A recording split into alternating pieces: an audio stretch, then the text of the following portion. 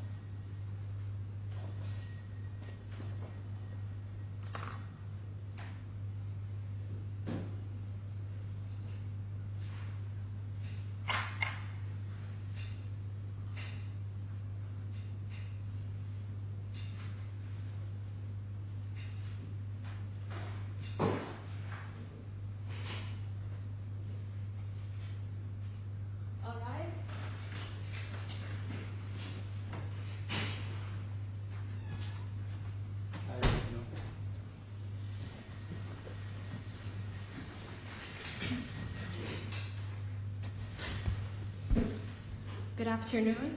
We're here for a hearing in the matter CFI 026-2009 before His Excellency Justice Omar al-Muhairi.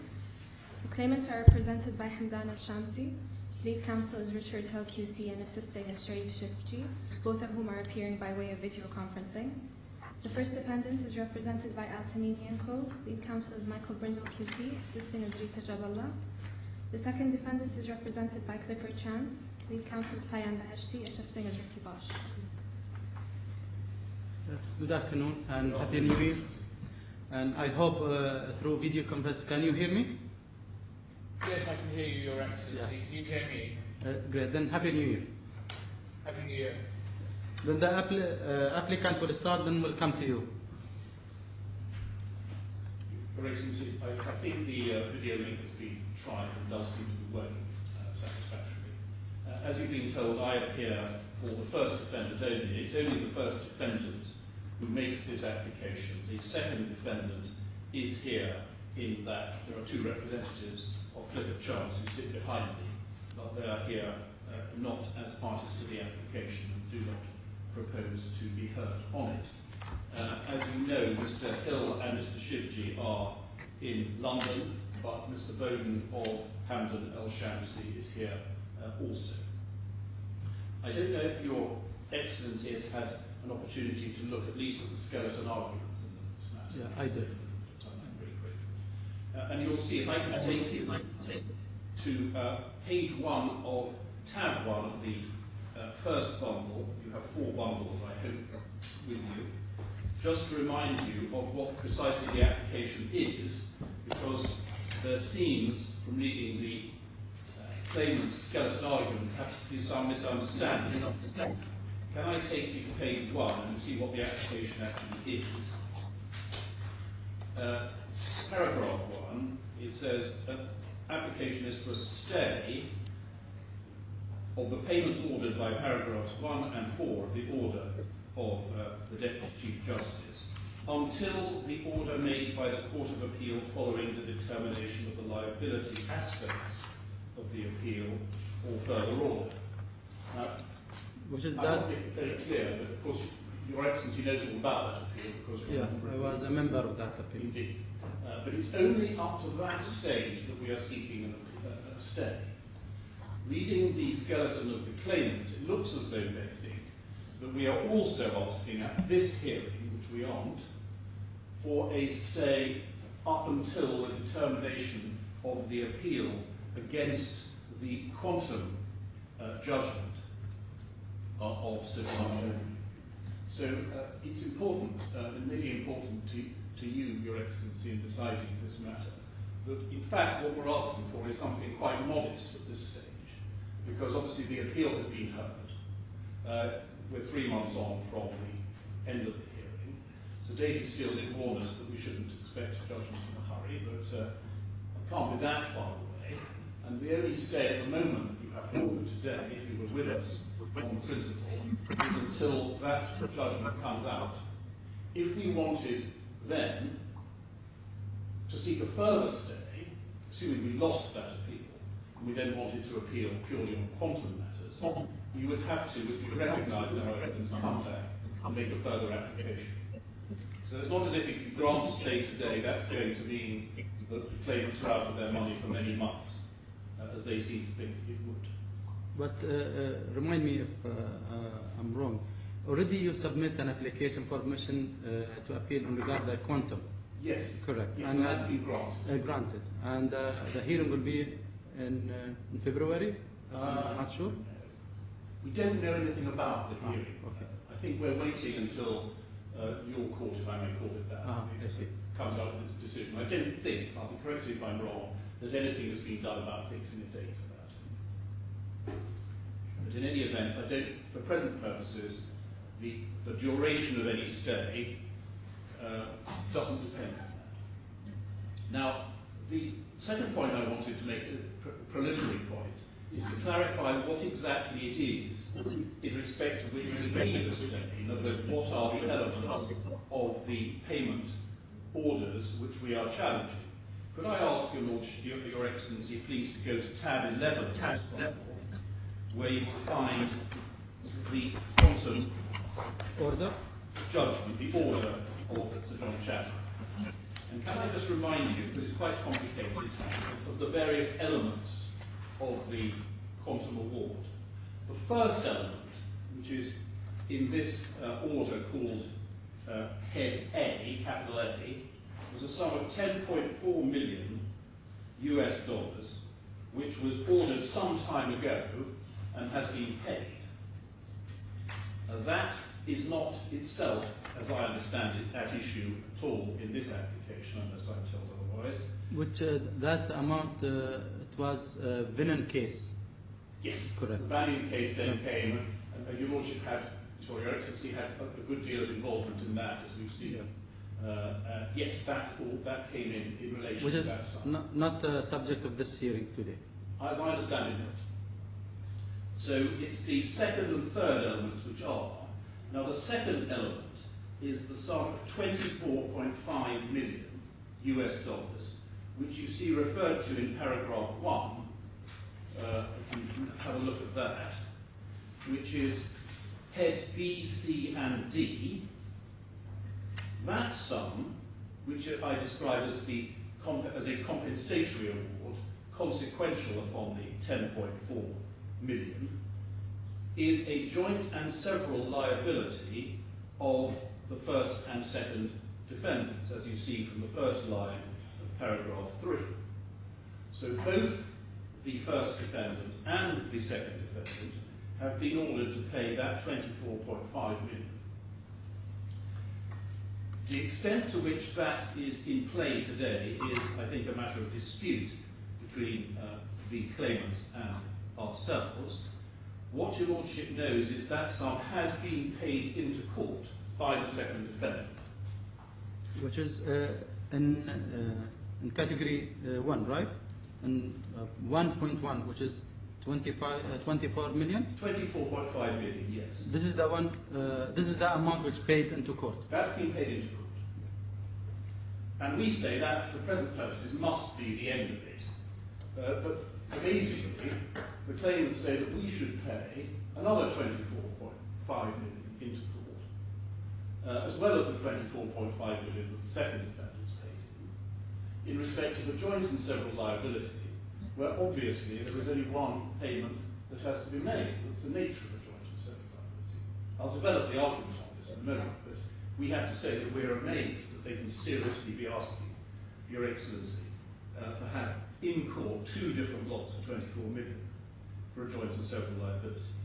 Now, the third element, and there's no doubt at all that this is, we say this is what this is really all about, is the 35 million, which you also see referred to in paragraph 1, sometimes called additional damages, sometimes cumulative damages, which is a claim only against the first defendant, as you have seen, Your Excellency, only against my client. Second defendant has nothing to do with it, and no payment has been made of that into court, and so the question of a stay in relation to that payment undoubtedly arises, and we say is the central issue that has to be determined. So I hope that's clear as to what the three elements are, and the first element we need not worry about. Can I say now all I want to say about the second element? We deal with that in our skeleton argument. If I could just take you to that for a moment, Your Excellency, at paragraph 7. Can I just run through this quickly? In fact, there is another, it's not only the 24 million, it's also interest on the 10.4 million, which was paragraph 4 of Sir John Chadwick's order. That is in the same category as the 24 million. The only thing is it hasn't yet been computed. As soon as it is computed, the second defendants have said that they will, and there's no reason to think that they won't, pay that into court just as they did the 24 million. So in fact, I don't think any specific point arises in relation to that interest, which doesn't arise in relation to the 24 million. Now we say, if I ask you to turn over to page 4 of our skeleton at the top, we say it follows that the first defendant is not liable to pay the above sums, as the liability has been, or will be, discharged.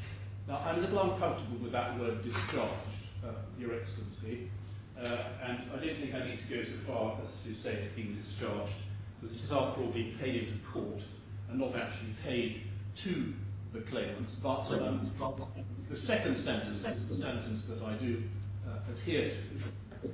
Contrary to the claim in paragraph 4.9 of Mr. Bowden's witness statement, which I'll take you to in a moment, where a joint and several order has been paid by one defendant, it cannot, as a matter of law, be recovered against another, otherwise the claimant would obtain double recovery. And that's obviously true, and I'd be very surprised if my learned friend would quarrel with that, even if they quarrelled with the word discharge. Also note the footnote there, Your Excellency. The order of the 5th of April 2015 was made on the claimant's contention that since the second defendant is resident outside Dubai, enforcement would be more difficult. It's not now open to the claimants, having required the sums to be paid in by the second defendant, to complain that this has occurred. What that is referring to is that you may recall that the second defendant was ordered to pay these monies into court because the claimant said, they having no obvious assets here, there would be difficulties of enforcement if the monies were not paid here. So in respect of that very just joint and several liability, they procured that the second defendants paid the money in. Now to procure that we pay the same money in a second time over, whilst the money remains in on behalf of the second defendant, is, to put it mildly, grotesque. And can I take you then to what Mr. Bowden says at paragraph 4.9 of his witness statement, which Your Excellency will find in bundle 3, tab 16, first tab, I hope, at page 551 at the bottom right-hand corner. Now, their position of the claimants is that all the money should be paid into court.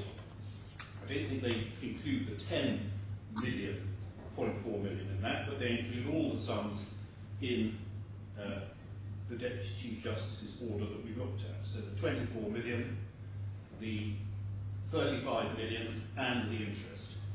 So he says, for the avoidance of the doubt, this should include, that's the payment of all sums due from the first defendant under the order, including those sums for which the second defendant is jointly and severally liable, and not simply the sums due from the first defendant in respect of the award of additional damages, i.e. including the 24.5 million.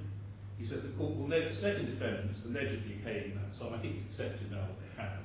I'll be told if that's not accepted, as a condition of permission to appeal on its appeal against liability. The claimants are waiting for confirmation from the court these monies have been received. And then he says this is the part that matters. Assuming that the monies have been paid, it would be unfair for the first defendant to take advantage of the second defendant's payment into court to reduce the sum that the first defendant has to pay in circumstances where the second defendant will be entitled to return of the money that it has paid into court if it is successful of its appeal. Now, Which liability appeal? yes. Now, that's a strange statement. What they are positing there is one possible scenario, which we say is somewhat unlikely, but might occur, and that's this. Your Excellency's Court of Appeal, in its deliberations underway, may decide that the second defendant's appeal succeeds, but that the first defendant's appeal fails. If that were to occur, then it is true that the second defendant would be entitled, I presume, and I don't know whether it would or not, but it would be entitled to claim back the money it had paid to the court. And what the court would do on that application, I don't know, but it might adhere to it. But this is only one possible scenario, and not a particularly likely one. If both the appeals succeed, then that's fine, obviously there's no problem. If both appeals fail, then again there's no problem, because the money will have been paid and will remain there to satisfy the judgment, and put it joint and several, it doesn't matter. So what Mr. Bowden is saying here is that because of what is a rather unlikely but possible scenario, it would therefore be unfair for the first defendant not to have to pay in a second lot of 24 million on top of the 24 million already there, which is, we say, completely inverting any concept of what would be fair. This would be totally contrary to the essence of joint and several liability. What is fair is to say that the money is being paid into court in respect of the joint and several liability, and that may not strictly discharge the debt in the full sense, but that is the right order to leave in place and not to double it up with a wholly unjustified second lot of 24 million. So that's, I think, what I want to say about the 24 million. But because the position is adopted by the claimants, we do need, if Your Excellency was with us, an order that the stay should cover not only the 35 million additional damages, but also the 24 million compensatory element plus the interest. Now, I then move on to what we say is at the heart of this application, and we deal with this, and I think I'm going to take this part comparatively shortly, in paragraphs 8 and following of our skeleton. The reason I think I can take this part comparatively shortly is that Your Excellency will have noted that, very unusually in a case like this, the claimant does not say that they should be allowed to now receive these judgment sums. Every case in the books that I've been able to find, and we'll find from the learned friend whether he has any others, about stays of this nature, is a battle between a claimant who wants the fruits of his judgment and a defendant who says, well, if I give you the fruits of your judgment and my appeal succeeds, I'm not going to get my money back. But in this case, and we say it's fundamental, the claimants accept that the best they can get is a payment into court and not a payment to them at all. And so I don't think it's necessary for me, Excellency will have read the skeleton, no doubt some here as well, to develop what I thought I was going to have to develop at some length, which is the reasons why my clients fear that if they paid the judgment sums to the claimants, they may not get their money back.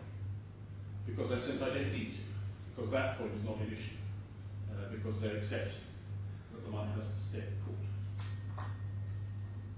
Your Excellency has already mentioned the banning case, and you know that there's very complicated litigation, possibly arbitration, involving banning, disputes about their entitlement, disputes about KDH, former solicitor's entitlement.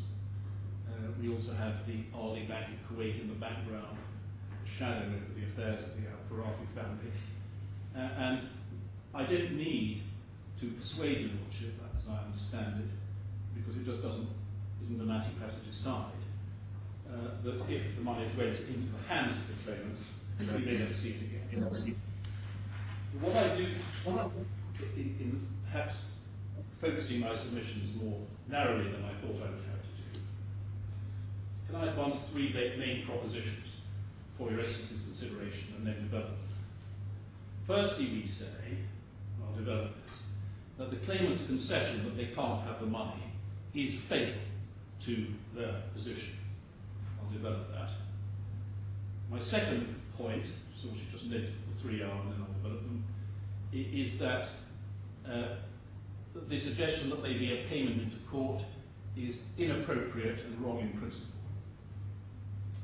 And thirdly, I submit that the stay that I am seeking is, as I've already foreshadowed, a modest and limited one, pending only the completion of an appeal process which is already almost at an end in any event, and that is a modest application which should be allowed. So can I go back to the first of those three, if that's convenient, Your Excellency? Now, as I've said, I can find no trace in any of the legal authorities for the proposition that a claimant faced with a stay application can say, all right, I won't take the money, I won't have the fruits of my judgment, but you should pay it into court. Now, payments into court obviously arise in a number of situations, which I'll come to a little bit later on my second point. But can I just take you to two authorities in English law which explain what the correct test is that Your Excellency should apply in deciding whether or not to grant a stay. Can I just say this? These are all English cases. There has been one case, which we have in our bundle for, in this jurisdiction, a decision of Sir David Steele, which shows that, in that case at least, he applied the same principles as would apply under English law. I'm not going to take you to that at length. You have bundle 4, Your Excellency. Yeah. And that case, just so you have it, is at tab 40. I don't think that the cases he there cites at the top of page 940, third page, are cases in English law which both my learned friends and I have referred to in our skeleton arguments. And I don't think that there's really any dispute at all between us as to the principles that you should apply in deciding whether or not to grant a stay, such as the one we are seeking. There are a number of different cases, they all put it slightly differently, but I'm grateful in fact to two cases which the claimants have particularly referred to in their argument as limiting myself just to show you those two, to show that there's really nothing between us, and invite Your Excellency, in the light of that, to apply the rule correctly. Now, can I first of all show you the Hamad case, which is at tab 41. And this is a case which is very often, in my experience, referred to in cases such as this. It's no surprise to see it in my learned friend's skeleton. And can I go, I think I only need to show you paragraph 22 on page 950, which I'll read, it's not very long. By CPR Rule 52.7, unless the appeal court or the lower court orders otherwise, an appeal does not operate as a stay of execution of the orders of the lower court. So, pausing there, there's no automatic stay, and indeed some cases have gone further, and I would entirely accept that, and said the general rule is that there shouldn't be a stay, because in general a claimant should get his judgment, and therefore it requires something other than the general case in order to justify a stay, and that has to be properly articulated and properly justified. Then it goes on, it follows the court has a discretion whether or not to grant a stay. Whether the court should exercise its discretion to grant a stay will depend upon all the circumstances of the case. But the essential question is whether there is a risk of injustice to one or other or both parties if it grants or refuses a stay. So it's in a sense a balance of prejudice or injustice. You look at what happens if it's granted, what happens if it's refused, balance them out and come to a judgment. The next sentence is not relevant to our case, but is in many cases. In particular, if the stay is refused, what are the risks of the appeal being stifled? And can I just pause there? As is rightly pointed out by my learned friends, this is not a stifling case, and this is not a point that I take. I am not saying, as claimants, as defendants often do, that if you don't grant a stay, the appeal will be stifled. So that point simply doesn't arise. If one is going to run a stifling point, again as is pointed out on the other side, you have to show that your financial situation is such that stifling will in fact occur. We have not done that, we do not seek to do so, because that is not the nature of our application. So the stifling point doesn't arise. But then it continues, and the last 4 or 5 lines are really the heart of it. If a stay is granted and the appeal fails, what are the risks that the respondent will be unable to enforce the judgment?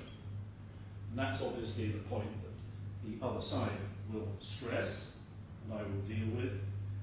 What are the risks of them as between stay or no stay in terms of enforcement?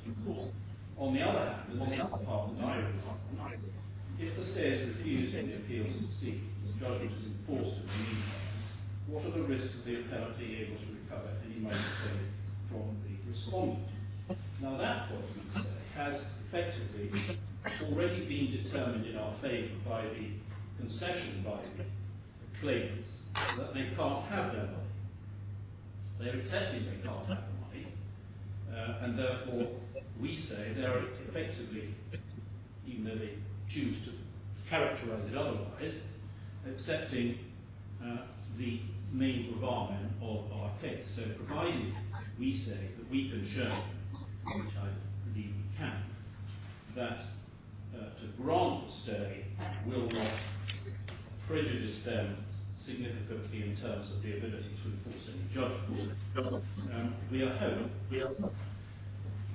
The other case I wanted to show you, which is another case I think that only the claimants refer to, the last case in the bundle, the Winchester cigarette case, does actually put a little bit more life into this debate, and is therefore, I think, well worth looking at, if Your Excellency would allow me. The bottom of page 2, this is the judgment of the Court of Appeal. This is the judgment of Justice Ralph Gibson. The bottom of the page, he says this: as Lord Justice Hobhouse pointed out in the course of argument, the existence of a ground of appeal cannot by itself amount to a sufficient reason to grant a stay, because the rule provides otherwise. No practice can properly take away the discretion to refuse or to grant a stay under the rule where it appears to the court just so to order on the facts before it. This was clearly stated, and then some cases are cited. This court did not lay down the principle the only ground for a stay is the probability of non-recovery. The judgment is short. And this is in the case of Atkins and Great Western Railway. Lord Isha, Master of the Realm, said, quote, as a general rule, the only ground for such a stay was an affidavit showing that if the damages and costs were paid, there was no reasonable probability of getting them back, even if the appeal succeeded. Well, I would be happy if that was the only ground, because in my case I submit that we have indeed done that, and they have effectively conceded the ground. Continuing, would not say that the court would not interfere for some other reason, but that there were strong grounds for an appeal, but that there were strong grounds for an appeal was no reason, for no one ought to appeal without strong grounds for doing so. And then can I just go down to the middle of the page, Binji and Chat Y. Lord Justice Volker said this: the principle to be applied in cases of this kind is laid down by a series of cases, largely in the late 19th, early 20th century, which can be summarized in the phrase that a person who has a judgment is not likely to be deprived of the fruits of that judgment. It's a phrase one sees in actually many of the cases. And therefore, in granting a stay, one starts with the assumption that where someone has a judgment, as in this case the plaintiffs have a judgment, this court should not stop the plaintiffs from exercising the necessary court procedures in order to have the benefit of that judgment, even though an appeal is pending. Just pausing there, that stresses that the debate in all these cases is whether the claimant should have the fruits of his judgment, as explained there very clearly, or not. Where you have a case like the present, where the claimant isn't even seeking the fruits of his judgment, but is saying that more than the money should go into court, the balance is very different. Continuing, Lord Justice Borkham said this: as Lord Justice Staunton said quite recently, the practice of the court has moved on. And I believe he is right when saying that one approaches this really as a matter of common sense and balance of advantage. And that's the phrase that's then picked up in the last full paragraph on that page. I respectively agree with Justice Peter Gibson with the approach of Lord Justice Borkham, or Justice Ralph Gibson, to the question, namely, that one starts with the assumption that a successful plaintiff is not to be prevented from enforcing his judgment, even though an appeal is pending. I also agree the practice of the court has moved on, and the increased work of the court has produced more examples of other reasons, in addition to proved impossibility of recovery, which Lord Esher contemplated in Atkins and Great Railway. I do not disagree with the formulation balancing of advantage, provided that, in holding that balance, full and proper weight is given to those starting principles, that there must be good reason to deprive a successful plaintiff of the right to enforce his judgment, but the mere existence of an arguable ground is not itself such a reason. And we say it simply doesn't follow from that principle that the court should require a defendant to pay money into court, not to the claimant, in any circumstance where the balance is being considered. So I turn now to the second point, which is the suggestion, the rather elegant but misleading suggestion, we say, that the money should be paid into court. Now, of course, there are, as Your Excellency will well know, many circumstances in which the court does order money to be paid into court. The most familiar is probably security for costs, but there are two others, both of which feature in this very litigation. We have one example in this litigation of payment into court being ordered as a condition for permission to appeal. That's what Justice Roger Giles did in relation to the second defendant, in allowing them permission to appeal, but imposing a condition. And that, if one needs to look at it, I don't think I need to look it up, now is at tab 9 of bundle 1. Also, and Your Excellency will remember this one, in relation to the value litigation, because there were claims, so to speak, the court ordered there to be money paid in the circumstances that were raised there. Your Excellency will know. So, yes, there are many cases where the court will order payment into court. But we are concerned with a different situation. We're concerned with a balance of justice between a claimant who wants the fruits of his judgment, so says the case, and on the other hand, a defendant who doesn't want to have the risk of not getting his money back if he pays it. And nowhere in any case that I have found is there any hint of the court saying, oh well, we won't allow a stay, we'll not allow the plaintiff to have his money, but we'll make the defendant pay it into court. The principles are the principles in many cases, including Hamad Sadal's and Winchester, which we just looked at, which are expressed time and time again by the courts, and are the principles which you should apply. It is what, in fact, the claimants are trying to achieve by this payment into court argument, a sort of halfway house, if you like, between them getting the money and us not having to pay anything at this stage, would, if it were a right approach in law, undoubtedly be reflected in the cases, because people would try it time and again. Every time a claimant realised that he was going to have difficulty rebutting evidence of a risk that the money would not be returned on a successful appeal, would always come up and say, aha, well, I'll have the money in court then. No one ever seems to have done that, as far as I can see. And that's right, because it's a matter of principle, quite wrong. And I would suggest one could look at it this way. What are the claimants seeking to do when they ask the money to go into court? They're not asking for the fruits of their judgment. They are really asking for security. They are saying, well, there's risk of dissipation if this doesn't happen, and so let's have it in court for that reason. But as Your Excellency will remember, you have already had to consider the question of risk of dissipation of assets in this very case. Could I just remind you of your judgment in Bundle 1, you can put aside Bundle 3 and still got that open. Bundle 1, tab 6. Tab 6, huh? Tab 6. The freezing order? Yes. No, what? This is the bare bones of it, but there's more to it. Your Excellency may or may not remember the detail of this. An application was made in January, almost a year ago, for a freezing order against my clients.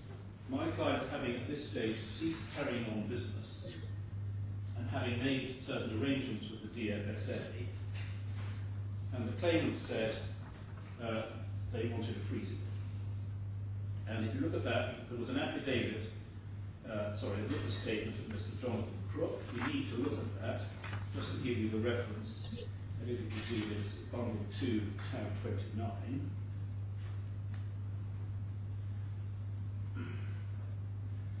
And there was a letter from the DFSA of the 11th of January. Now, in fact, there was more material than that before Your Excellency. Can I ask you, in this bundle, to go to the written statement, paragraph 13 of our skeleton. Your skeleton argument? Yes. Which paragraph? Paragraph 13. Yeah, okay. This is on the question of no real risk in granting a stay and maintaining the status quo, which is our submission. So we say at 13.1,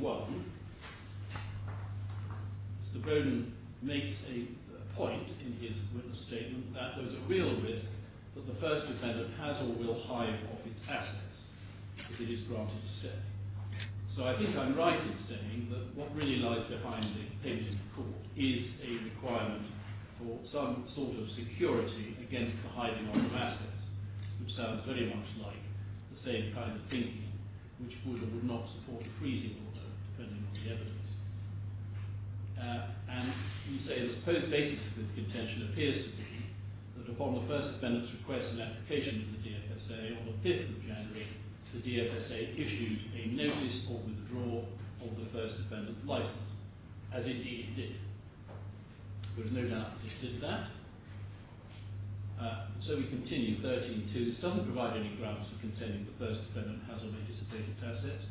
As was explained to the claimant's lawyers in correspondence, and I'm going to take you to that now, see also the 6th witness statement of Mr. Jabala. The decision to apply for the withdrawal of the first defendant's licence was made pursuant to a mutual parting of the ways between its shareholders and was not related to this litigation. Further, as part of its withdrawal application, the first defendant committed to the DFSA, this is important, that it shall not reduce its capital or reserves, nor remit any dividends from its accumulated profits or reserves, save for the purpose of covering the first defendant routine expenses, including legal expenses related to these proceedings. So pausing there, can I take you to Bundle 2, tab 15. I think I only need really show you from one of those two letters. Page 443.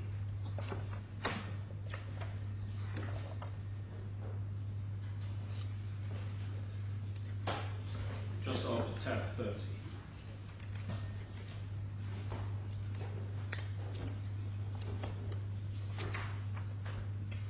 Does Your Excellency have that? Letter of the 13th of January. Okay, tab 13? Tab 30, 30. 30. I'm so sorry. 30. Page 443.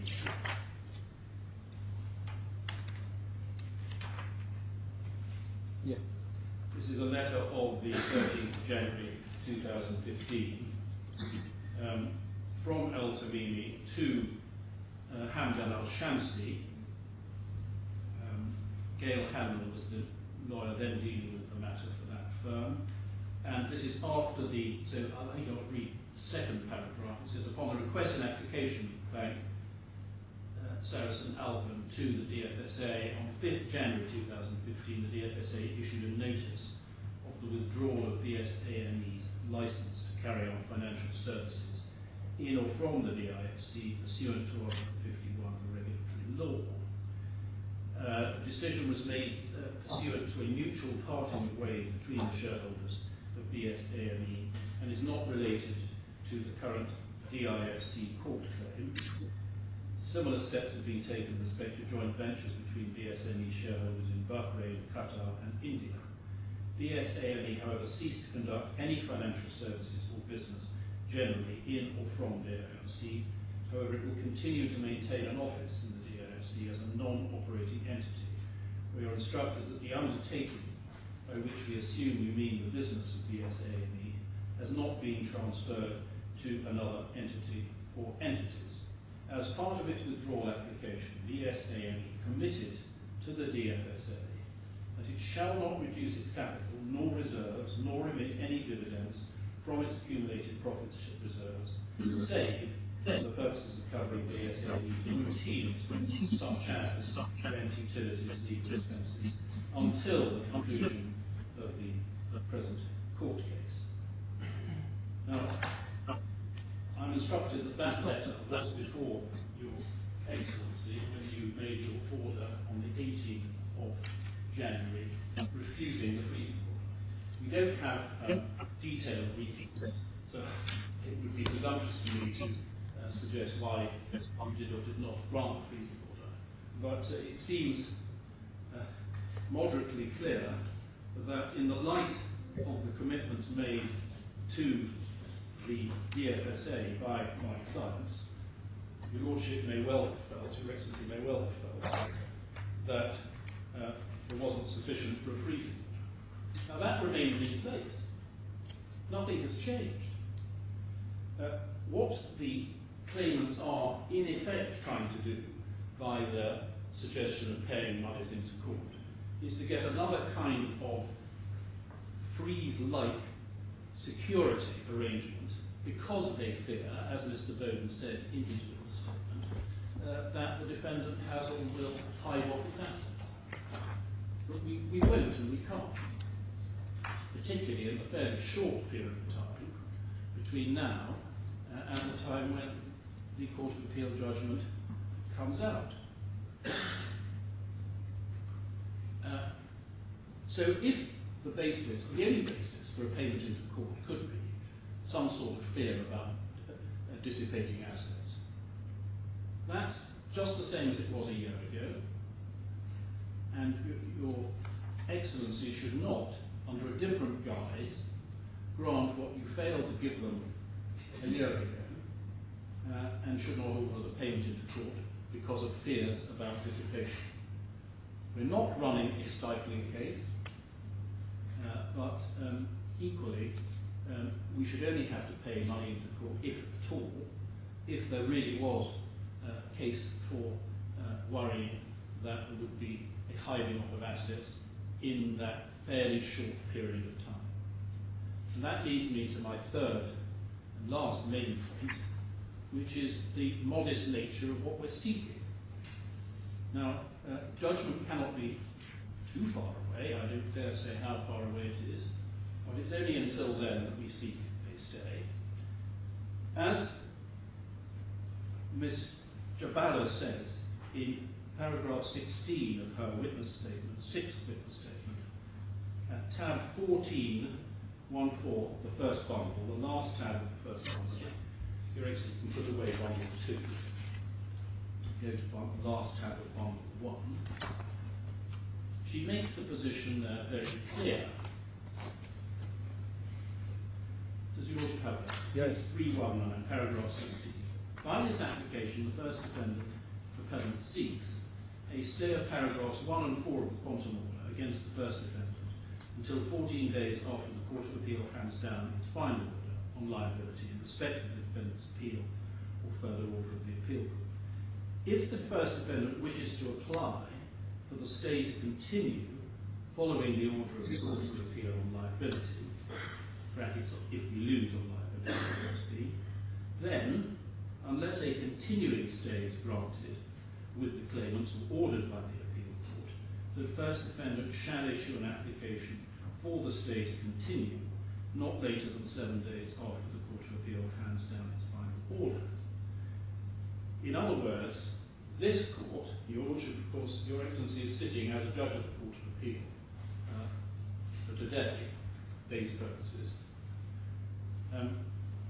The Court of Appeal, whether it's Your Excellency in person or another member of the court, doesn't matter, will have another opportunity to consider whether there ought to be any extension of the stay beyond the time when the Court of Appeal gives its liability judgment. Of course, I would be unrealistic if I didn't accept that if we do lose on liability, it's pretty certain that we will come back and ask for a further stay, but we'll have to justify it then. By giving us what we're asking for today, Your Excellency will not be prejudging that in any way. All you will be doing is effectively holding the ring as it currently stands for a few more weeks, or possibly months, I don't know, but not very long, until the judgment on liability is out,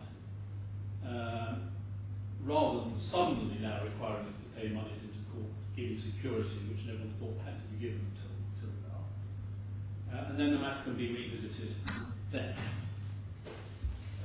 if we happen to lose on the appeal. So there is no basis for thinking, we submit, that anything will happen before the Court of Appeal hands down its judgment on liability, which will be some sort of dissipation of assets or reduction of whatever assets we currently have. So we submit that plainly justice requires that the order, the right order, is the order that we are asking for, rather than the one which my learned friends are asking for. Now, Your Excellency, I think that's all I wanted to say, except for one point that I must deal with that's taken against me, which is slightly separate. They say our application is an abuse of process and should be roundly dismissed for that reason alone. And they say that because there was, this is paragraph 16 of our skeleton argument, which I could just ask you to follow as I make these very short submissions. They say, well, there was an application back in November 2014 to Justice Roger Giles for a stay, and that was refused, and really this is just an attempt to have a second crack at it, and it's all abusive. It's a pretty remarkable submission, given how totally different the two were. So the first point we make in 16.1 is that it was a totally different application in relation to a different judgment for a different sum and in different circumstances. This was an application made very soon after the 10.4 million was ordered, before we had permission to appeal, and a very quick application was made.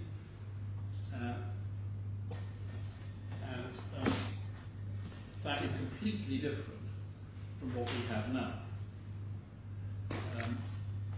It's a different amount too, and there's nothing abusive about having made an application then in relation to that sum of money, and now making a different application in relation to a totally different and much larger sum of money in the wholly different circumstances that arise.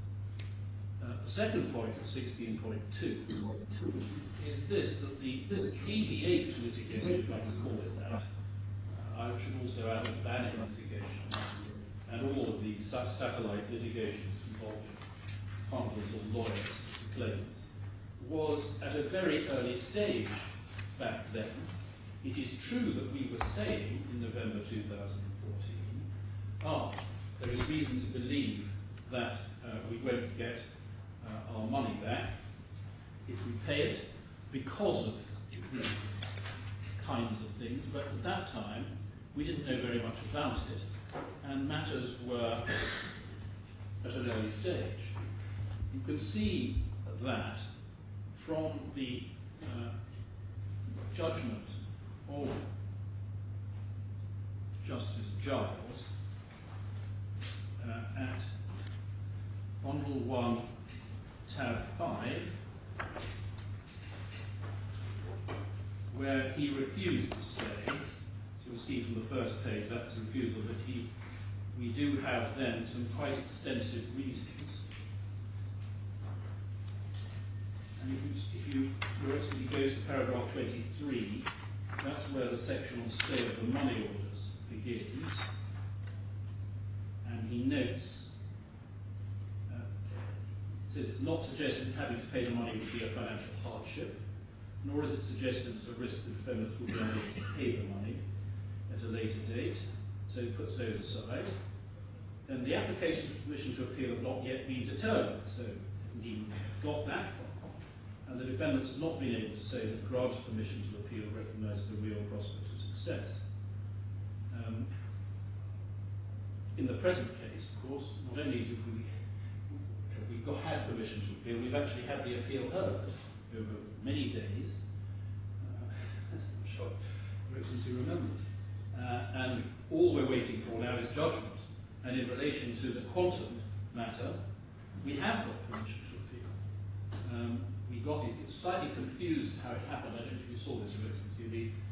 The Chief Justice gave permission on all grounds, but then the matter also found its way in front of the Deputy Chief Justice, who refused permission except on one ground. And then there was some confusion between the two. Anyway, it's been resolved, I think, that the decision that we have permission on all grounds stands. But even the Chief Justice himself thought there was one ground, namely in relation to the punitive damages award, which was worthy of an appeal. So anyway, we're miles further down the line than the position in paragraph 24 of the judgment of Justice Giles. Then I go to 25. Skeleton arms not yet been filed. I don't think I need to say any more about 25. 26.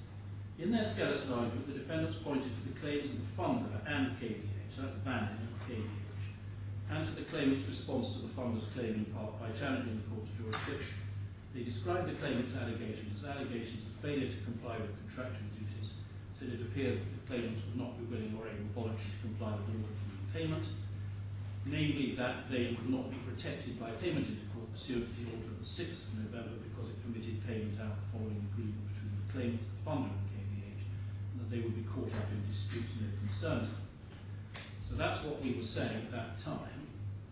And what the judge said in that context, on his understanding there, was, in my view, there's a little impasse. On the evidence of Mrs. Gale Handler, the disputes are over substantiation of fees claimed by the funder and KVH, and not over liability. Now, understandable that the judge thought that at that time, but as we point out in footnote 5, right at the end of page 11 of our skeleton argument, that's not true, wasn't in fact true. The claimants did dispute the entitlement of the funder, and indeed that matter, as far as I can see, I haven't seen that confirmed, seems to have gone to arbitration. Anyway, The judge thought there wasn't really any dispute about liability. That, as it turned out, was not in fact correct. The submission that the claimants declined to recognise a contractual obligation, even to pay into a controlled account, lacked substance. The existence of the disputes does not warrant a conclusion that the claimants would be unwilling or unable to repay the money if it were now paid and there were successful appeals. Now, effectively, as I've said more than once, and Your Excellency will be tired of hearing me say it, they've really conceded that ground now. The way the matter developed with Bannon and KBH and the monies in court, which Your Excellency originally ordered to go into court as an interim measure and has remained there, and various other applications have been made in relation to it, shows that it is all very much more substantial than Judge Giles thought. And there's absolutely nothing abusive in us coming now and saying, well, actually, in these circumstances, that we now understand them to be having a much fuller knowledge of the matter, there really is a very substantial risk, which the claimants themselves seem to recognise, that they might not be able to repay the money. So that's a complete difference. I only need to add 16.3 and 16.4, and then I think I can bring these submissions to a close. The last 2 points, I've already made this point, I think. In our case, unlike the case before Justice Giles, we have way much further down the line than the matter was there. Plainly, the appeals, whether you call them strong or not, they're certainly arguable and have been argued in many cases. And then finally, 16.4, since the previous application, the claimants themselves advanced the case, which is the case they ran in March 2015 before Sir John Chadwick on the quantum hearing, in which he accepted in his judgments that they'd been unable to afford to pay ABK, their bankers, that's the Ali Bank of Kuwait, the sum of $33.87 million US at any time from 2008 to date, and are unable to afford to pay another bank the sum of $44.15 million. So that's further evidence that they don't have money, and obviously if we paid them the money, they may well not be able to return it to us on a successful appeal. So all I'm dealing with here is arguments about abuse. It cannot possibly be an abuse for us to make this application in these circumstances to Your Excellency, and I ask Your Excellency to give us the relief we seek in the terms set out at page 1, tab 1. Thank you, Mr. Mayor. Yeah, Mr. Richard, are you hearing me? Yes, Your Excellency. With the greatest respect to No. my learned Can you? Mr. Brent. We cannot hear you, Mr. Richard. Can you hear me now? Raise the volume. Try now. Can you hear, Your Excellency, can you hear me now? Okay, Mr. Richard, would you mind raise the volume from your side?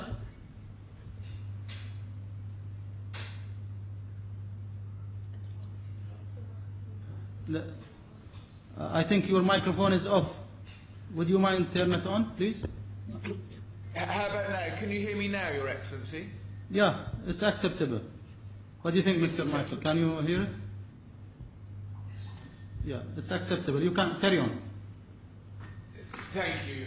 With the greatest respect to my learned friend, Mr. Brindle, what he is seeking to do today is overcomplicate and obscure what is a very simple exercise for this court. Once properly analysed, this application is, with the greatest respect to my learned friend, utterly hopeless. If I could start with a quick reminder of the key facts and events. Firstly, under the first judgment, the defendants were jointly and severally liable to pay £10.4 million. That is the order of 28th of October, Bundle 1, Tab 4. The defendants did apply to stay that order, using many of the same arguments as we have heard today, and the Court of Appeal rejected that application on the 20th of November 2014, and that is at Bundle 1, Tab 9. that 10.4 million was paid over to the claimants. As it happened, the money was put into court in separate proceedings between the claimants and their former lawyers and funders, but that has nothing to do with this application, as my learned friend Mr. Brindle says, and in fact it has nothing to do with the defendants. As between the defendants and the claimants, there was no stay and the money was paid over. The next relevant event is that as a condition of getting permission to appeal the judgment on liability, the second defendant, not the first defendant, had to pay any money due in respect of the quantum hearing into court. That condition was not imposed on the first defendant, and that is the order of the Court of Appeal on the 5th of April 2015 at Bundle 1, Tab 9. There was then the quantum judgment and order, which imposed the joint and several liability on both defendants for the further $24.5 million, and as well as interest on the original 10.4, together with an award of additional damages against $35 million. And those are the obligations the first defendant now seeks to have stayed on this application. Now, if I could turn to the test, as my learned friend Mr. Brindle says, there is a degree of common ground here. It's addressed in our skeleton at paragraph 19. And if I can invite Your Excellency to turn that up.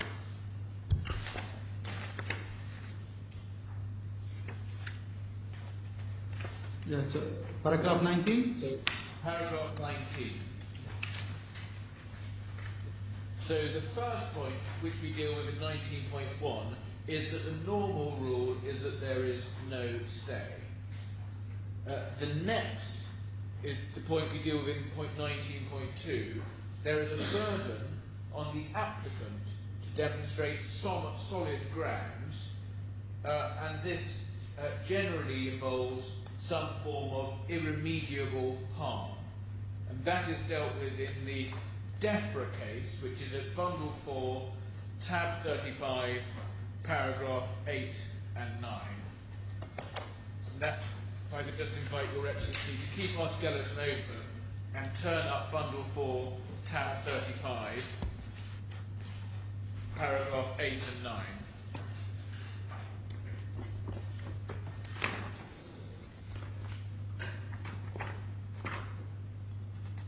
And what it says in paragraph 8, this is the English Court of Appeal, is the approach to be adopted in respect of applications for a stay is clearly set out in the notes to CPR 52.7. A stay is the exception rather than the rule. Solid grounds have to be put forward by the party seeking a stay, and if such grounds are established, then the court will undertake a balancing exercise, weighing the risks of injustice to each side if a stay is or is not granted. And then over the page, fair to say those reasons are normally of some form of irremediable harm if no stay is granted, and so on in that paragraph. And so it's a test in stages where the applicant has to demonstrate strong grounds, which normally consist of irremediable harm, and if he does, at that stage, the court conducts a balancing exercise. That point is also brought out in the Winchester Cigarettes case, which is at tab 42 of this same bundle, on page 3, and my learned friend Mr. Brindle has been to this, so I can take it very quickly. At the bottom of page 2, the Court of Appeal say the judgment is short. As a general rule, the only ground for such a stay was an affidavit showing that if damages and costs were paid, there was no reasonable probability of getting them back, even if the appeal succeeded. And then he would not say that the court would not interfere for some other reason, but that there were strong grounds for appeal was no reason, for no one ought to appeal without strong grounds for doing so.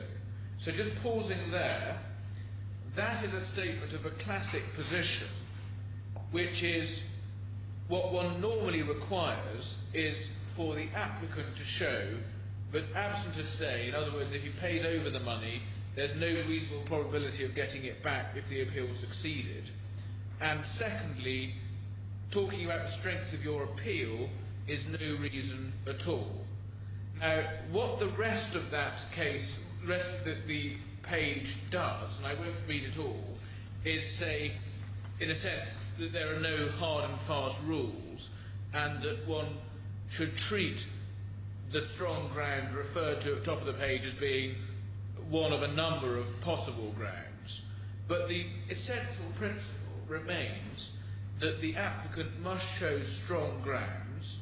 They must be some of the type of some kind of serious, irremediable harm to him. And at that stage, the court will then conduct a balancing exercise to look at what the countervailing harm is to the respondent to the application.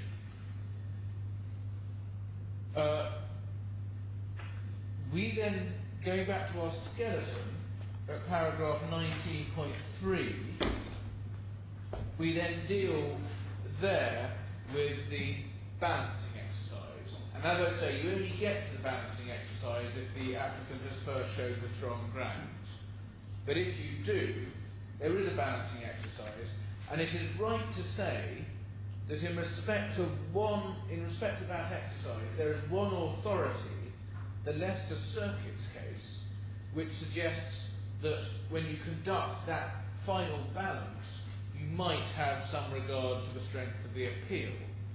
And that is the Leicester Circuit's case, which is at tab 38. And just to make that clear, it's at paragraph 12 and 13 of tab 38.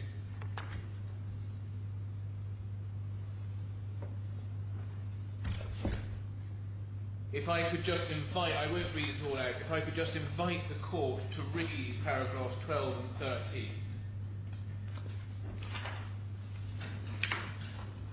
That authority.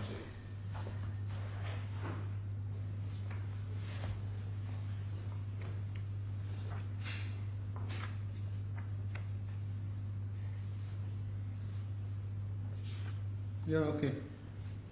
Yeah, so what that is doing in my submission is, again, summarising the orthodox position. In other words, first, the norm is no stay.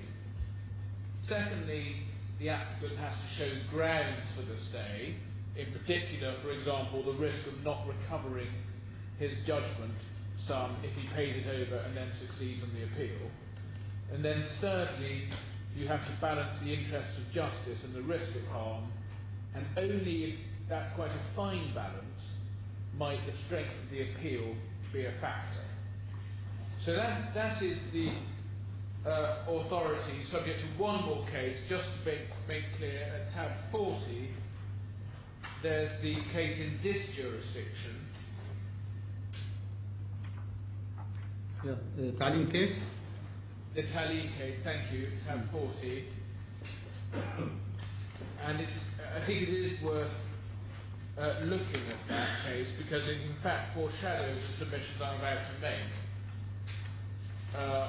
Because picking it up at paragraph 5, having summarised the case law, the principles as being similar to the principles under English law by reference to the same authorities as we've just been looking at,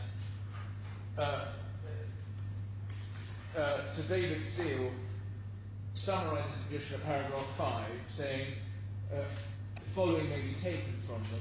1, grounds for a stay must be established by the applicant. The successful party at trial has a decision in its favour and is entitled to the fruits of that decision unless the applicant does so. Next, the outcome on appeal being uncertain, the rival contentions as to the merits are unlikely to be persuasive, and it is a question of justice between the parties until the outcome is known, with a view to minimising the loss to the ultimately successful party. An important consideration is the relative risk of injustice in granting or not granting a stay, but it depends on the particular facts. And then just looking forward to the next paragraph, Justice Sir David Steele says, the position is as follows, and this is quite instructive for this case. A, it is not contended that they would have any difficulty in paying the sums ordered either now or at any later stage. Well, that is this case. B, the application for leave to appeal not being determined, well, there may be grounds of appeal worthy consideration, that does not constitute a case of stay. Well, this is essentially this case also, in that my learned friend Mr. Brindle only says he has an arguable appeal. C, the bare assertion that there may be a significant risk of non-recovery in the event of a successful appeal, unsupported by any evidence, does not establish a ground for a stay. Well, where Mr. Brindle's in an even weaker position here, because he can't even assert a risk of non-recovery, because we are prepared for the money to be paid into court, and there is a nil risk of non-recovery. So rather like that case, there is only one possible outcome in my submission to my learned friend's application. So those are the test and the authorities. And picking up that last point, it is important in my submission to keep in mind that our position is that we are happy for the amount due from the first defendant to be paid into court. Now, indeed, we offered that even before this stay application was issued. And I'm not going to take time taking you to the correspondence, but for your note, it's in our letter of 4th of November 2015 in Bundle 4, tab 34, page 865. So, just looking at that as a matter of procedure, what it means is you can look at it two ways. Either you say we are content for the application to be dismissed on terms that the money gets paid into court. So in other words, it's a dismissal of the defendant's applications on terms that the money gets paid into court, a conditional dismissal. Or you could put the same thing another way and say that the defendant's application is allowed, but only to the extent that the money is paid into court. Now, and just to be clear, that of course is being paid into court in these proceedings, nothing to do with the banning proceedings. Now, in relation to that concession by us, we don't accept the criticism that's come from the first defendant about the claimant's means and the ins and outs of the banning dispute, but we are happy to remove that entire issue from the area of debate.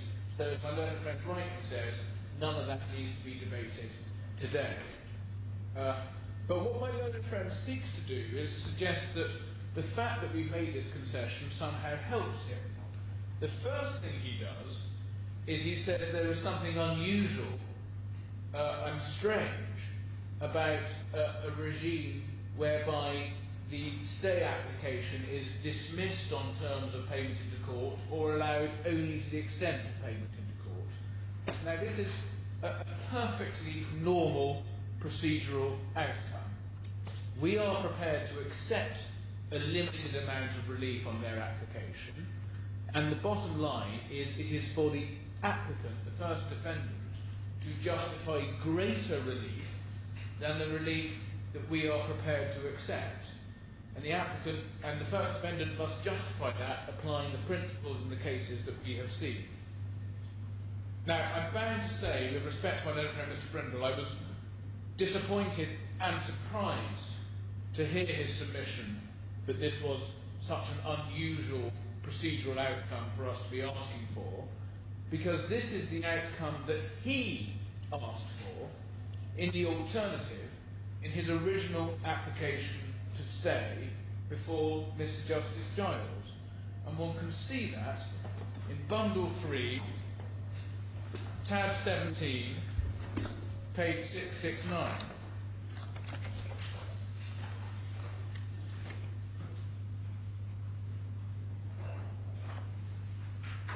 If one turns up Bundle 3, tab 17, page 669, Mr. Brindle says, this was before Mr. Justice Giles. Similarly, very similar to what my learned friend has just said, although we say we want to stay, we have canvassed, to use my learned friend's point, an alternative related to payment into court. It's not what we're asking for, but it's an alternative rather than as he has two alternative positions. And what happened on that application is that he asked for a stay of the whole of a 10.4 million. And his alternative was if he can't have a wholesale stay, he at least wants the money to be paid into court. So I bound to say I'm astonished to hear him submit to Your Excellency, but there's something unusual or strange about the outcome we're contending for, which is that the stay is dismissed save to the extent of a payment into court. It is a natural and normal procedural outcome, as he very well knows, because he himself contended for exactly this on a previous occasion.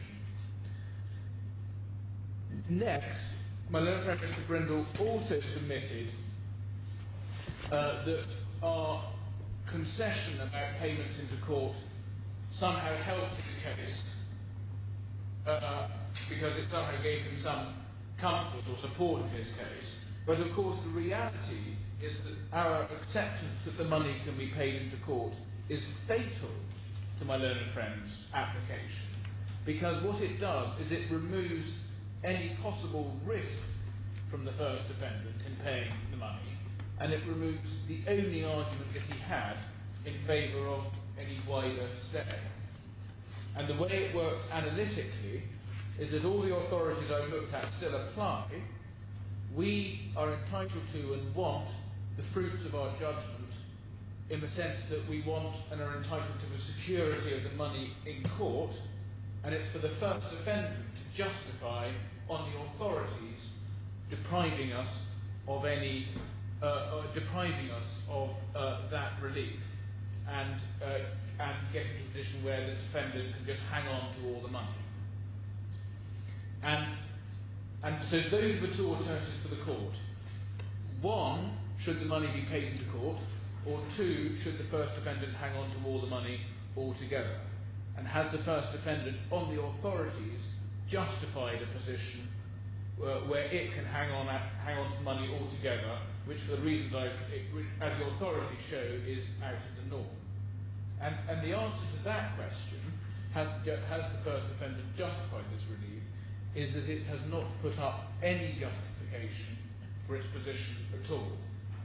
One has to continually ask oneself, while listening to Mr. Brindle's submissions, what are the grounds, the strong grounds of the application which entitle him to a stay rather than payment into court? What is the risk of irremediable harm or similar prejudice? Now, in his evidence, the only arguments that were visible that justified a stay were arguments about the risks of the money going over to the claimants. Now, as he accepts, those are utterly irrelevant because the money will not be going over to the claimants, it will be going into court. So one asks oneself, what is the justification for the money not just going into court but being withheld altogether? What are the strong grounds? What is the risk of harm? And the answer is there's nothing at all. There was one submission made in my learned friend's skeleton, and that is at let me just apologize, I'll just give you the reference.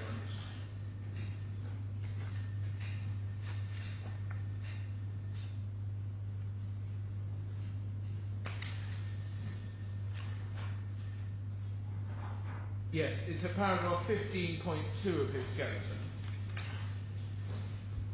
The suggestion was made in his skeleton that the so-called risks of the money going over to the claimants were only one of the reasons for a stay, and the others were the strength of the appeals and the pending appeals. Now, what was very telling was that in the submissions just advanced to Your Excellency, my learned friend didn't pursue that, certainly didn't make that point orally. And that is a recognition that it is no point at all in the light of the authorities, and it's also no point at all on the facts of this case. Taking the pending liability appeal, the fact that an appeal is pending can be said in every case where there is an application to stay pending appeal. The fact of the appeal pending is no justification for a stay, because a stay is the exception, not the rule. And indeed, the defendants have already tried and failed to stay their obligations in the light of the existing liability appeal. He also, at least in his skeleton, refers to the alleged strength of the quantum appeal, and I can take it very quickly because he hasn't renewed this already, but it is, of course, far from a strong appeal. Taking first the 24 million, the first 24 million of the judgment, it's hard to see that there is any basis for appeal at all on this. This was a quantification exercise where there was a large measure of agreement between the parties. In reality, his appeal on the first 24 million just comes down to his existing liability appeal, which Your Excellency is currently considering.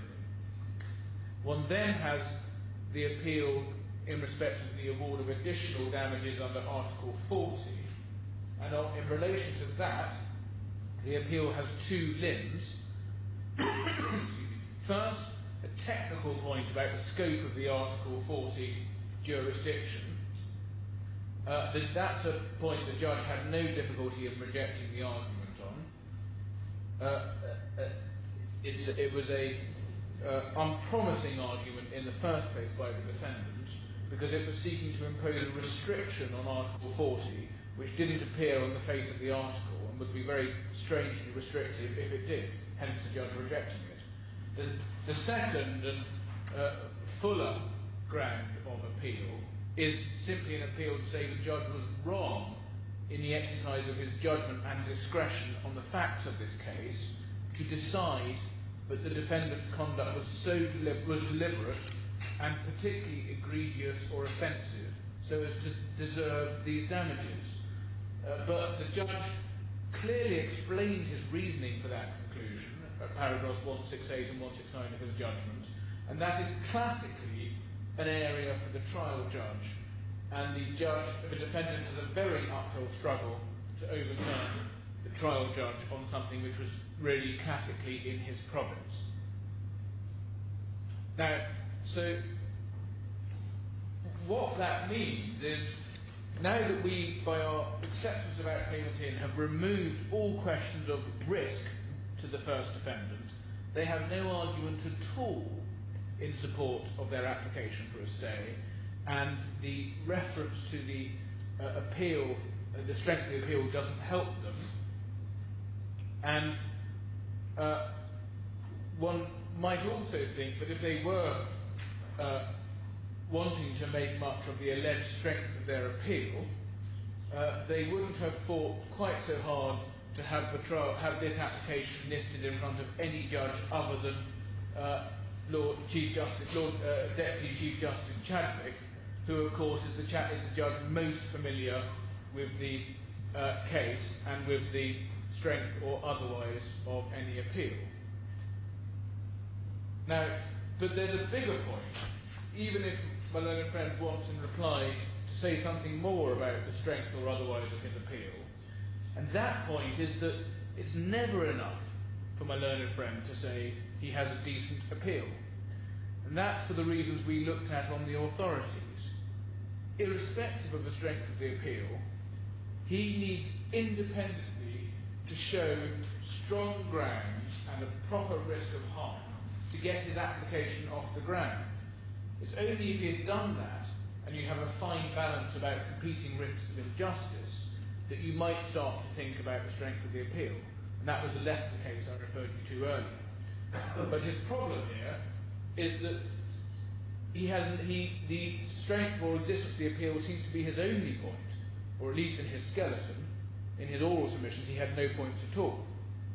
So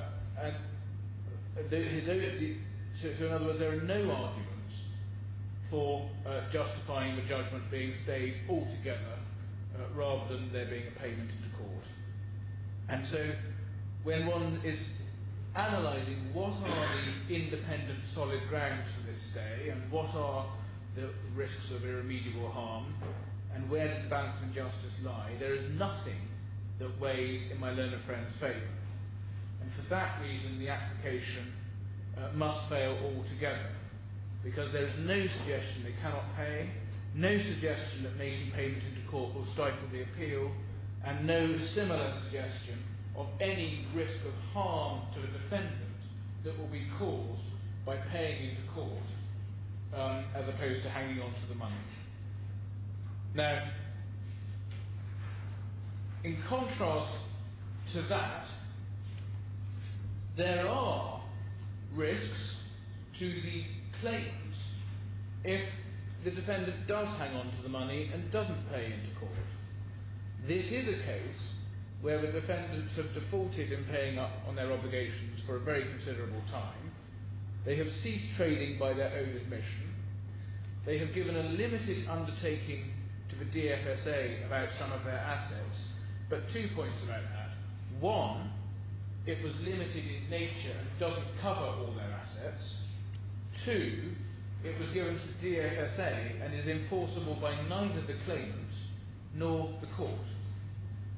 And in fact, the first defendant refused a request by us for a proper enforceable undertaking that they will not dissipate their assets, and they resisted an injunction sought by us to that effect. And it was interesting to see today that the first defendant tries to make a virtue of the fact that they successfully resisted our application for an injunction. Well, that doesn't help them. The burden on this application is on them.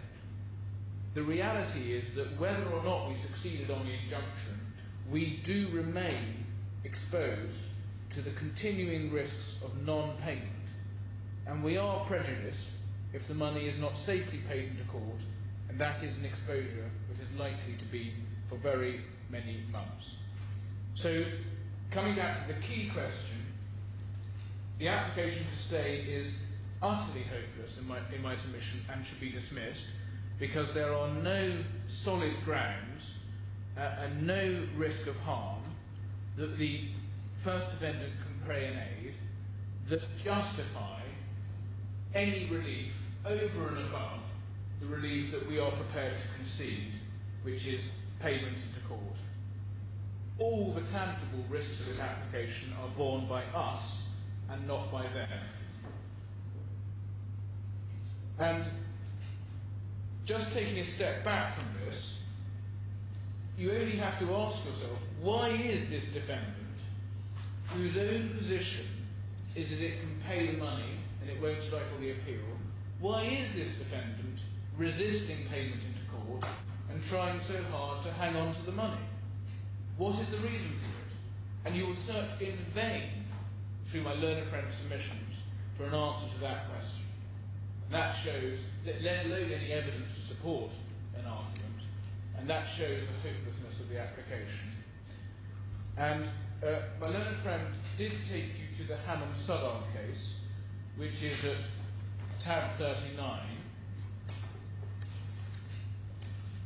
It is worth picking, bundle 4, tab 39, I should say, paragraphs 22 to 3. It is worth picking that up because it is instructive on this case.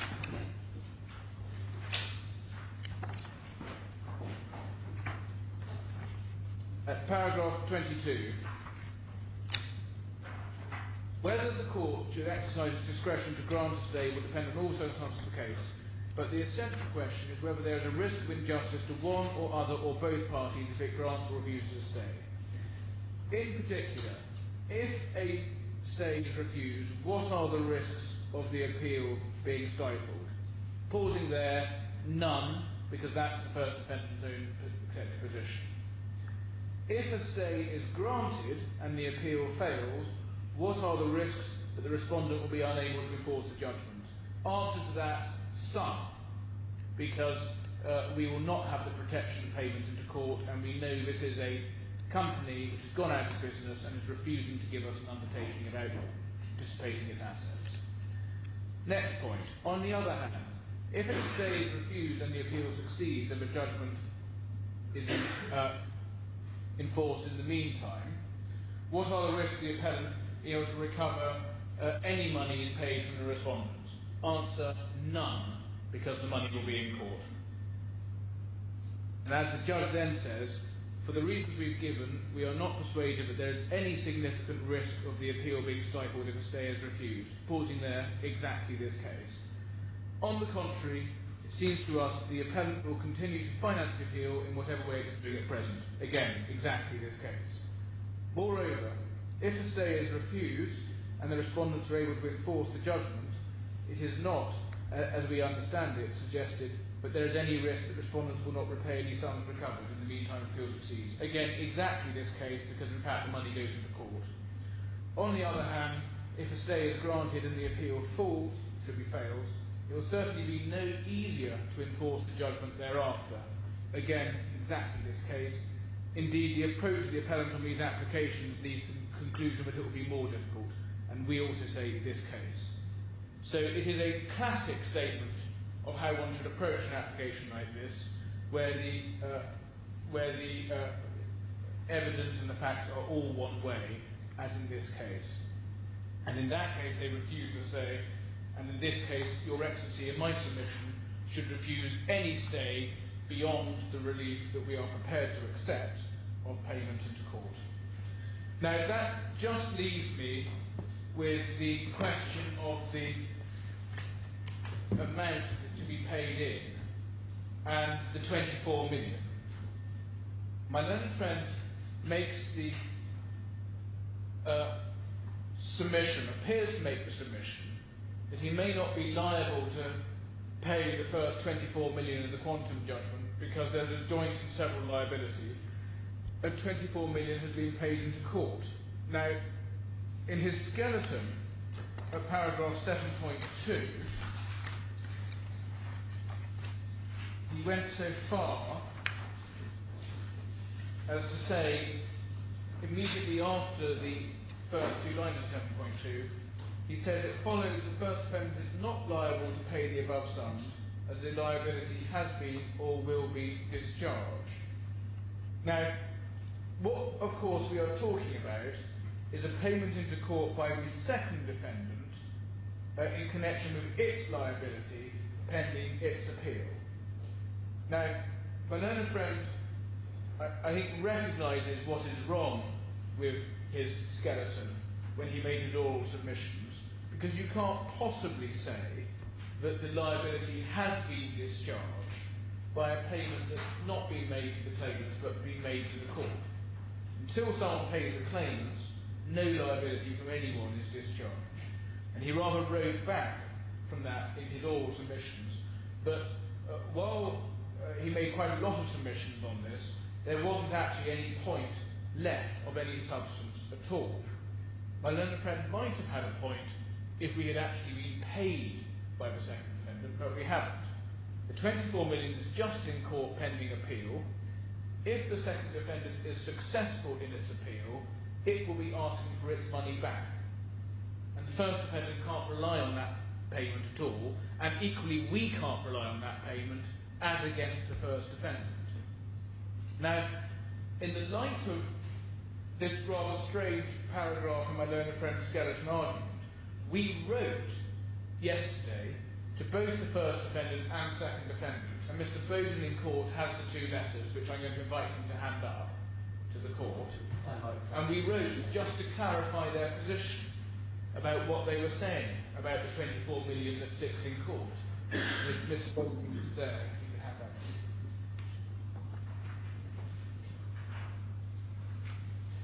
Yeah, I got that email. And so we asked them whether what each defendant, what their position is in relation to the second defendant in the court.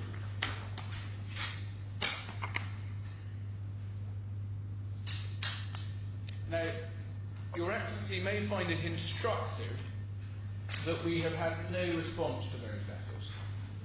And, of course, the second defendant is represented today. The reason we asked this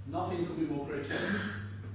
Can I take you back to, and I anticipate that His Honour, Sir John Chadwick, would have taken the same view, because if we go back to his order, tab 11 of bundle 1,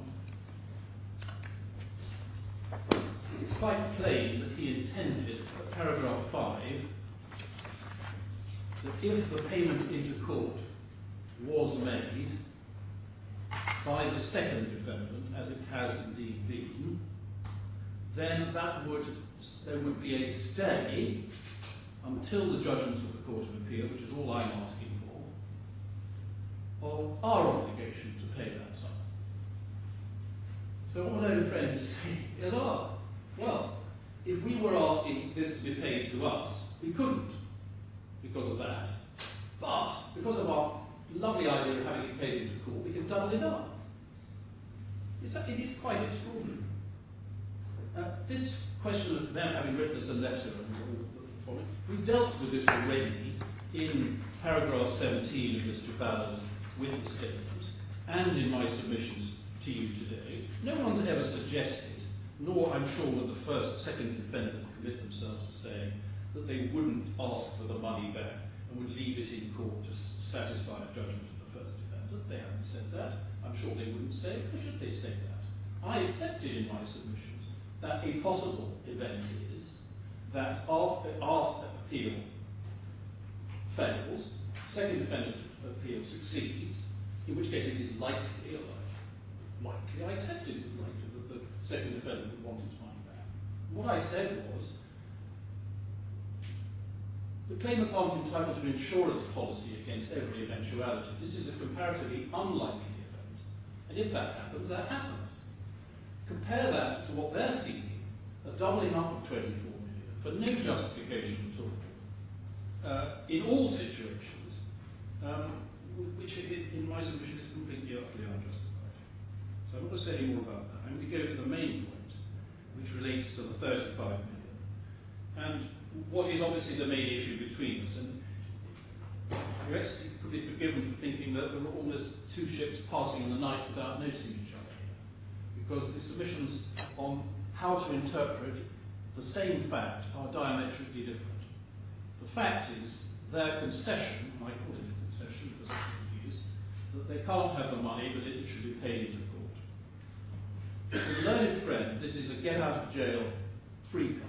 This is a card that he can play and thereby escape from what otherwise would be a clear finding that I would ask Your Excellency to make, and I anticipate you would have made, which is that we have undoubtedly shown solid grounds in the 6th witness statement of Mr. Ballard and in paragraph 12 of our witness statement of our skeleton argument to the effect that payment of the judgment to the claimants would create a serious risk that the money would not be repaid. There's nothing between us on the law at all.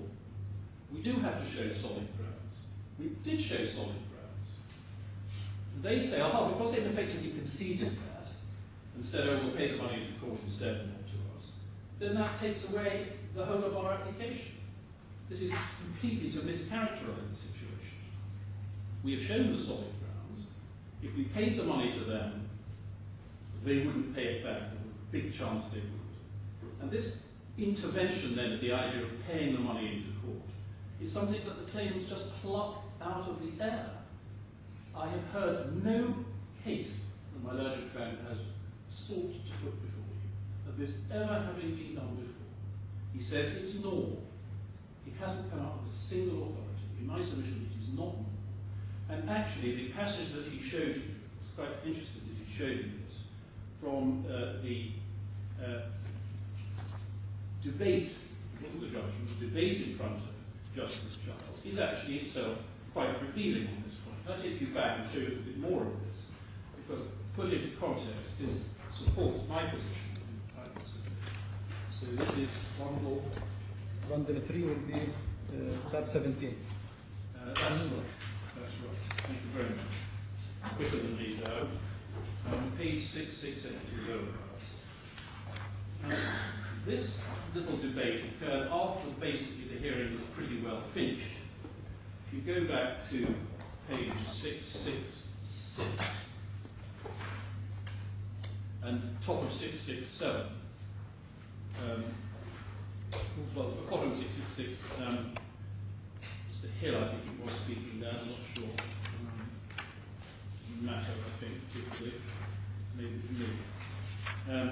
Your Honour, I don't have anything else to say unless Your Honour has any questions of me. He says, no, I have no further questions. Thank you, gentlemen. And then, so that looks as though the hearing's pretty well at an end.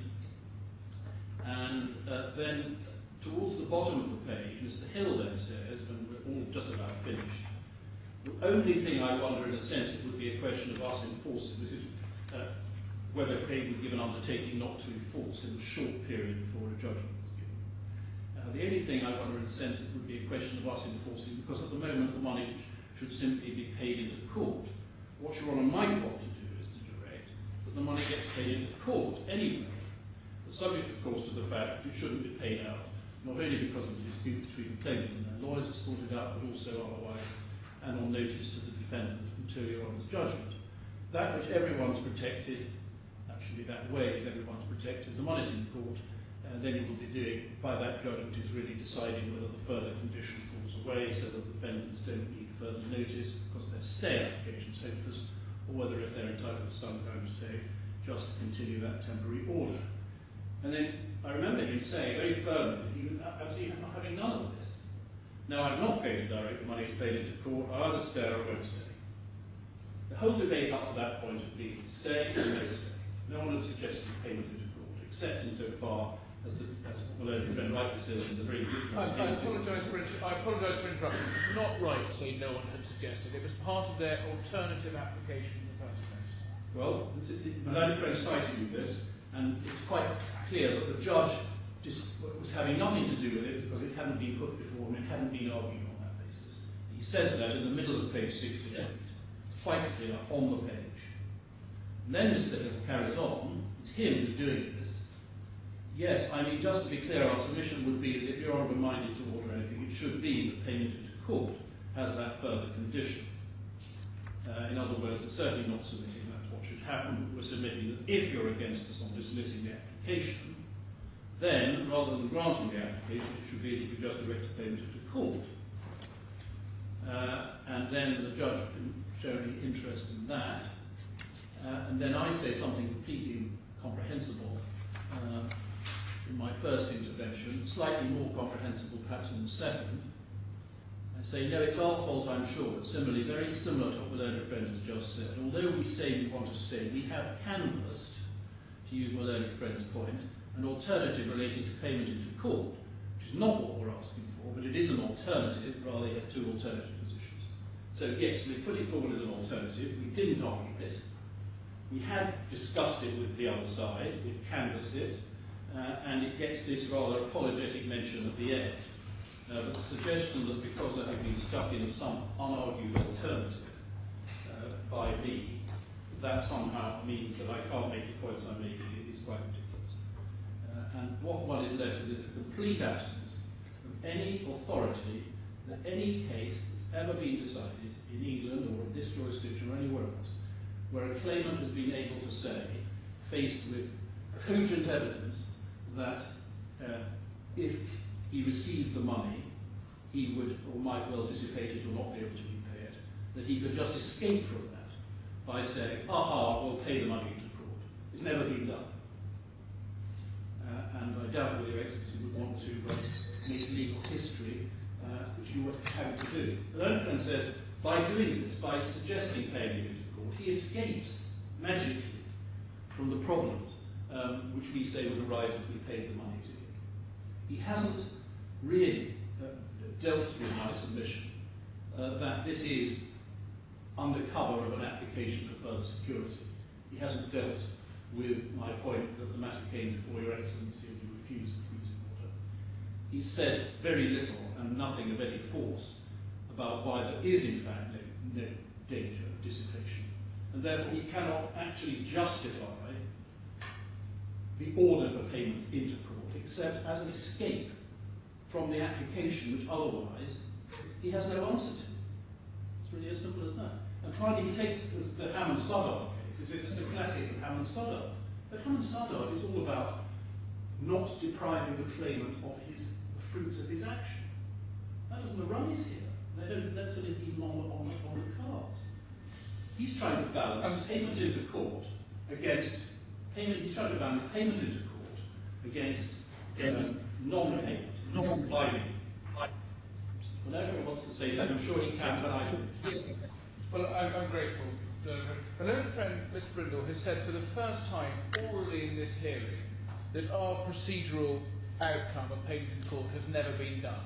That is a new point which he should have made in his skeleton. Just in the course of this hearing, my learned junior has had a quick look on the internet. We've already found one case. I can submit that as Your Honour, you cannot allow so that is the problem of making his submissions. Now apparently there's research going on. No, that is the problem of making. That is the problem of making sweeping new points to the effect there's no authority. That is a new point. It's utterly wrong. I've already found one authority. I can no doubt find more. And perhaps after this hearing I'll have an opportunity to put that in, given that it's a new point. I'm grateful. Thank you, Mr. Richard. Yeah. Well, as your Lordship, my own friend made his submissions, he came up with nothing. I made the point perfectly clearly, he came up with nothing, but what research they've done thereafter, after he's finished his submissions, I would submit is just a confusion which your Lordship should take no notice of. Now, only two other quite short points. Strength of the appeal. Well, my own friend is right to say that I did not give this as much emphasis as I did with the skeleton.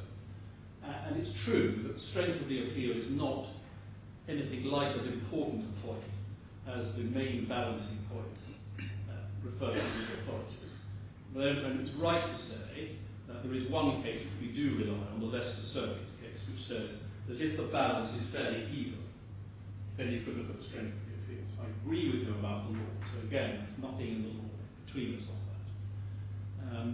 Nevertheless, if you did feel that the balance was even, of course both of them say the balance is very uneven, read one way and they the other, but if you did feel the balance was even, then the strength of the appeal does come to it. And on the strength of the appeal, my points are very simply this. On the liability appeal, it's not so much whether it's strong or weak, it's the fact that it's already been argued and we're only days, weeks, perhaps a couple of months away from judgment. And therefore it's not just some theoretical appeal out there in the ether, it's a very real thing which is actually happening. As far as the appeal on quantum is concerned, you will have noted that we have permission on all grounds, no offence seems to be law. Even the Deputy Chief Justice gave us permission to appeal on the point about the punitive damages, or the additional damages. And there we have 2 points, we have 3 points actually. Mohamed said there were 2, actually 3. One is that it doesn't apply in the regulatory context at all. It's a very short but important point of law. Secondly, and this is the point Mohamed I think rather skated over, we say, and we refer to this in our skeleton argument, I don't need to develop it at length, that if there is a test as to how one should decide whether punitive damages are or are not acceptable, it should be similar to the English exemplary damages approach, which is an approach taken by Mr. Justice Coleman, Sir Anthony Coleman, in the case that we refer to. I don't think Your Excellency needs to go very deeply into this, but there was another case in this jurisdiction where a different approach was taken to that. So Sir John Chadwick says, no, this is not English exemplary damages, this is a different American concept. And that's an interesting and plainly arguable point of law. And the third point is on the facts, as my own friend said. But he's right to say that the strength of the appeal is not as important a consideration as the other considerations that I've put into play. Finally, he hasn't dealt with my point at all that this is a very modest application, given that it's only up to the judgments of the Court of Appeal on liability. The points I ended up with when I was on my feet before, he hasn't dealt with at all in relation to abusive second application, so presumably he has nothing further to say on that either. Your Excellency, unless there are other points that I can... For me it's fine, but I have one question. In case if I decided that your application could be, I'm going to dismiss it, how many days or how many weeks you think can be transferred the money to the court, in case? Actually, this is not my decision, but if I reach a conclusion that could be your application is dismissed. I see you're asking about the simple practicalities of getting money into court. Yeah. I don't have any particular submissions on that.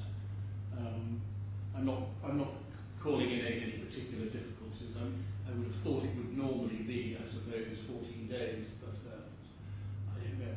Sort of norm. In my experience, that would be a norm. Anything less than that would probably be unduly short, but I think to get any longer than that, I'd have to have some special evidence which I haven't put forward. I got your point. Thank you. Anything to add, Mr. Richard?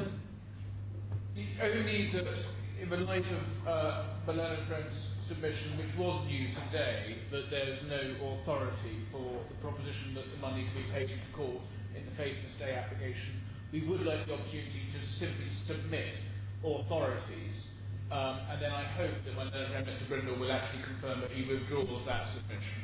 But we can do so within 24 hours. Well, I'm in your Excellency's hands, but I would invite you to dismiss that. They've had their chance, and this is all just last minute stuff, and you should dismiss that. Thank you. Okay, thank you. Then by next week, I will issue my order in regard to this matter. Thank you. Thank you. All right.